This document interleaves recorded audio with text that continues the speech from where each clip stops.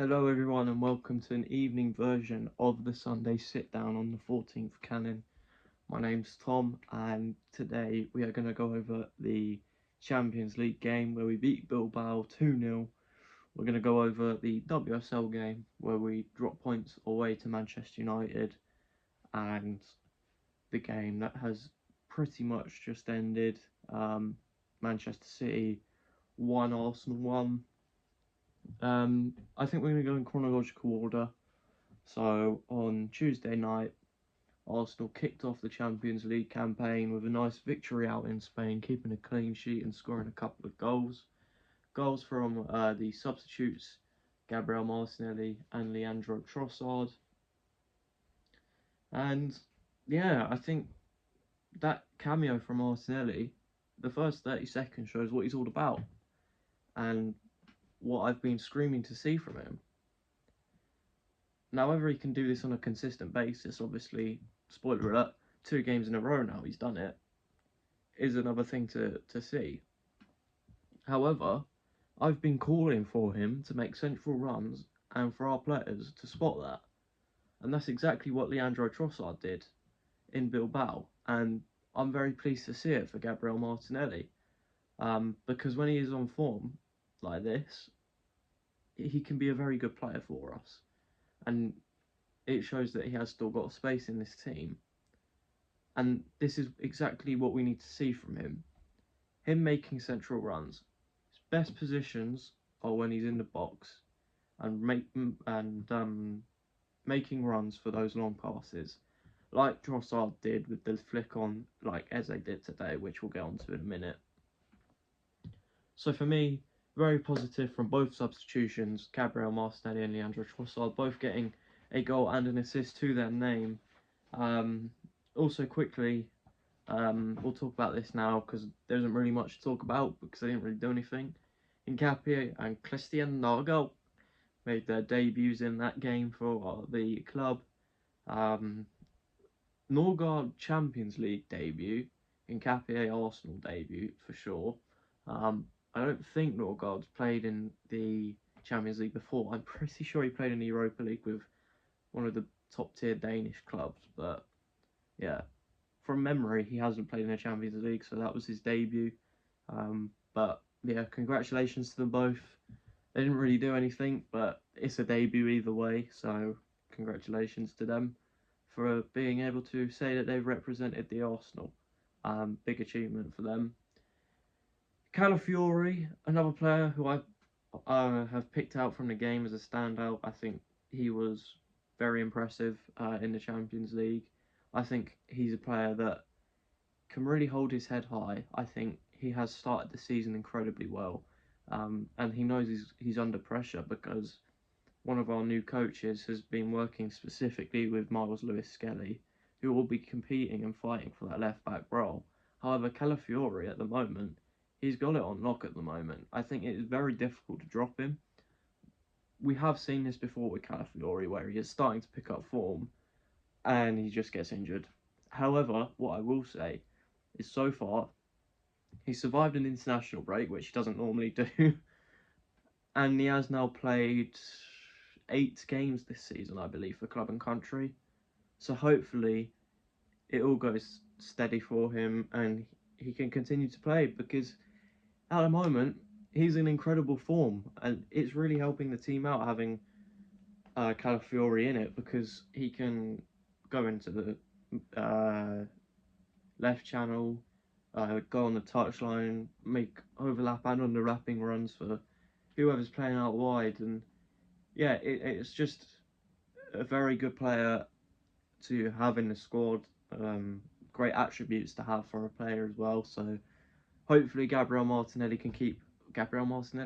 he can keep his form up.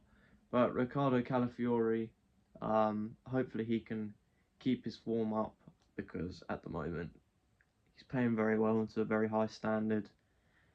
And one other player before we move on from the Bilbao game that I'm going to pick as a standout is Christian Mosquera. Wow.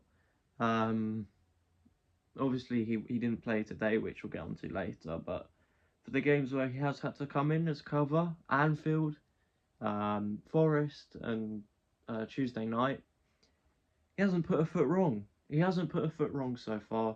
Love to see it. Love that for him, that he hasn't made any rookie errors yet, because it's hard to believe, but he has only just turned 21. He is still an incredibly young player, and one that the club have got to look after, obviously, in the way that they're looking after some of our other young players. But yeah, for me, he hasn't put a foot wrong. And if we had paid 40 to 50 million for him, as one of my good friends on AFTV, Marty, said, if we had paid 40 to 50 million for him, based off performances, no one would be complaining, no one would be arguing about it, because he has just been that good for us. And I'm really hoping that he starts in Wednesday's game, I believe we're playing, Port Vale. I really hope he plays that game, because I love watching him play. I think he's a brilliant defender, and yeah, big up Christian Mosquera. But we'll get into today's games, and unfortunately, for the first time this season, Arsenal women do drop points. It's still a clean sheet, which is a positive to take from the game. However, if you ask me, I think Renee Slager's got it wrong today. I think there was just an imbalance within the team. It just wasn't clicking. We weren't creative enough, I don't think. The wingers were good and they got involved, but yeah, it's just very difficult, because obviously Manchester United, they're going to be title contenders this season for me. I think the squad that they've got is very good. I don't think it's on the level of Chelsea or us, but it's still a great squad that they've got. So for me, they are one to look out for. However, we should be beating them, I think. And especially if you're going to keep a clean sheet, just go at them and get a goal. It's as easy as that, because goals win games, and winning games wins you titles, and that's what we want to see. I want to see a WSL this season. It's been about six years, I think, 6-7 years since our last one. It would be great to see, coming off the bat of the Champions League victory. So yeah, for me, I want to see a WSL this season, and it's just a bit frustrating. Obviously, Renee, she's still a young coach. She's inexperienced, but I think she can look at today and see where she got it wrong. And for me, that's putting Alessia Russo and Blackstenius up front together. In fact, Alessia Russo was dropping deeper, and that is exactly where you want to see Frida Marden play. I think if you can get Frida Marden and Alessia Russo in the same team, especially with the way Frida Marden started the season, they're just unplayable. And I think that's a very good partnership as well to have going forward, Frida Marden and Alessia Russo. It was just a shame that Frida Marden didn't get the start today, and I think that's where Renee got it wrong today. Not starting Frida Marden, because she has started the season incredibly well, and I think we probably would have got a couple of goals today if that was the case. Katie Reid is another one that I want to talk about, and it's essentially the same thing I said last week. Didn't put a foot wrong, similar to Christian Mosquera, very young, up-and-coming centre-back who has got the trust from Renee Slagers, playing over the likes of Lottie Wubben-Moy, and hasn't put a foot wrong. I think the way she managed to hold off Ella Toon today, and more of United's forward players, yeah, she's got a very big future ahead of her, and potentially a future Lioness regular as well, because the way she's playing at the moment, I think it's very, very good, and rightly so. She's one of the first names on the team sheet in that defensive line next to Steph Catley at the back, who again I thought today defended incredibly well. Obviously, a positive to take from the game, as I said, was the clean sheet. I think Van Domselaar would have wanted that after, and the rest of the defence, to be fair, would have wanted that clean sheet today. Especially, a special mention to Katie McCabe, because it was her birthday today. Happy birthday, Katie McCabe. She also has the record now for most WSL appearances for Arsenal.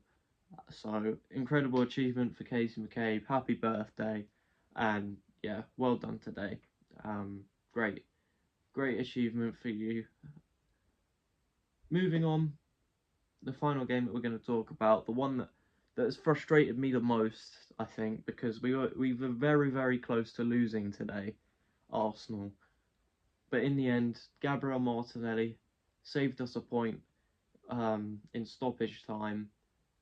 I'm just frustrated, to be honest. I'm going to get the negatives out the way first. Arteta got it wrong today. And I am starting to see Arteta's problem.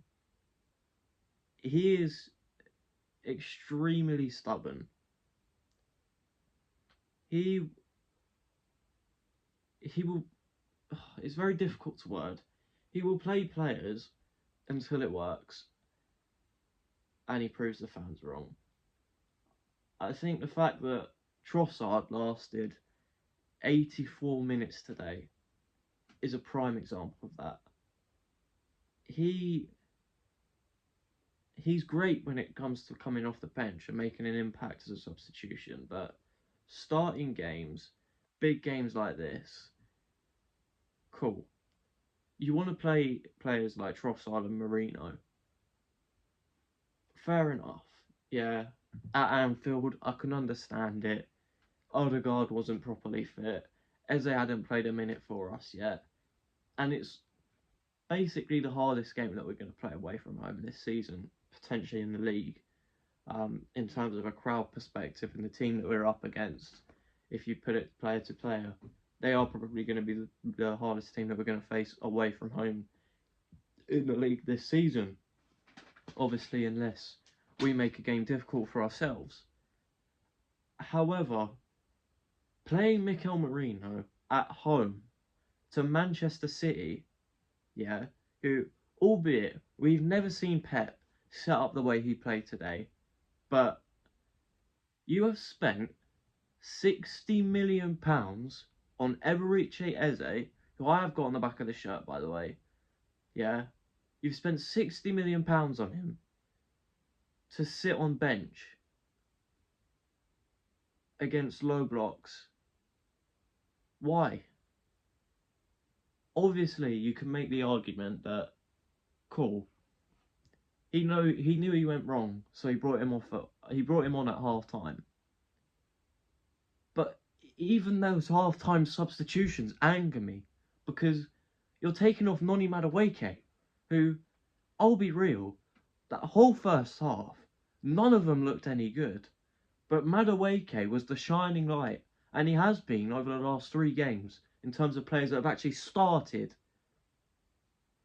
But you take him off when Trossard's on the other side, and he is putting in a generational stinker. It angers me. First time you see me on this channel outraged by this manager. It baffles me sometimes. This isn't the first time we've seen it either. We saw it last season. What cost us last season in the league? It was draws. Playing for set pieces, especially in these big games, albeit credit to Mikel Arteta, his record before against big 6 opposition before Anfield was incredible, and I will give him credit for that because it's due. Yeah, he deserves credit for it. Yeah, the big moments against Real Madrid in the Champions League, for example, games like that, he deserves credit. But what cost us last season in the league particularly was draws. Playing for set pieces. Why are we still doing it? We're still doing it. We're not direct enough. We weren't anywhere near direct enough in that first half. And because Manchester City got that opening goal, they've played like they've never played before. There was a time where Jeremy Doku was the only player forward for them. And we still couldn't beat them. Oh, it frustrates me, man. It's so annoying and frustrating to watch sometimes. Everything about the game, the substitutions, it was just jarring and boring to watch. I'm I'm a big defendant of Mikel Merino, but in the context of the game, you've spent £60 million on Eberechi Eze, and he's not playing. Like, come on. Ah. Anyway, that's enough of me, right? Waffling. However, actually, I'm lying because one other thing that's really starting to annoy me and frustrate me is the lack of minutes that Arteta is giving to younger players. Ethan Nwaneri didn't come on until Trossard came off. Why? Why? Why? We need a goal. And you're waiting until the 83rd minute to bring on Ethan Nwaneri, whoever he's played this season, he's shown the levels. I think if you look at Odegaard's performances this season, obviously, I thought he played well at Old Trafford, and he hasn't really had a proper outing since. But with the way Ethan's played, I'm going to compare him to Odegaard from last season when he actually had a pretty much full season, right? He's played very well. You can tell he's actually got hunger within him. He's a young kid. Why aren't you playing him? I would have started him today. But for whatever reason, he's just not playing. He signed a new contract just for this treatment. Yeah. Anyway, Saliba is back. And I want to mention on Saliba quickly, I thought it was definitely the better of the two at the back today. And I think it's obviously a shame that Mosquera won't be playing as much because William Saliba is just levels above nearly everyone in this league in terms of centre backs. I think on his day, Gabriel, you could argue, is probably better, and Van Dijk as well. But Saliba's definitely in the top three. I think the top three are definitely Gabriel, Saliba, and Van Dijk. In no particular order, by the way. Yeah, I think it's great to see that Saliba's back and the defensive depth is there. Apparently, Hincapie's got a knock, which is a shame because I think he probably would have played against Port Vale, but if he's back, I think he should. And yeah, right. I think that's where I'm going to wrap it up today. Thanks for joining me on the Sunday sit down. Unedited, very chilled. I am heavily annoyed that especially Mikel Arteta got it wrong, because we've seen it in the past. I'm less frustrated about Renee Slagers because it's one of the first times that I'm having to, criticise her in terms of selection and performance. But Arteta, man, it's a sackable offence. It definitely would have been a sackable offence if you come out in that second half with Mikel Merino in midfield. However, I'm going to wrap it up there. I'm going to stop waffling. Yeah, I leave a like, subscribe if you've made it all the way through. I appreciate that. Yeah, I'll see you in the next one.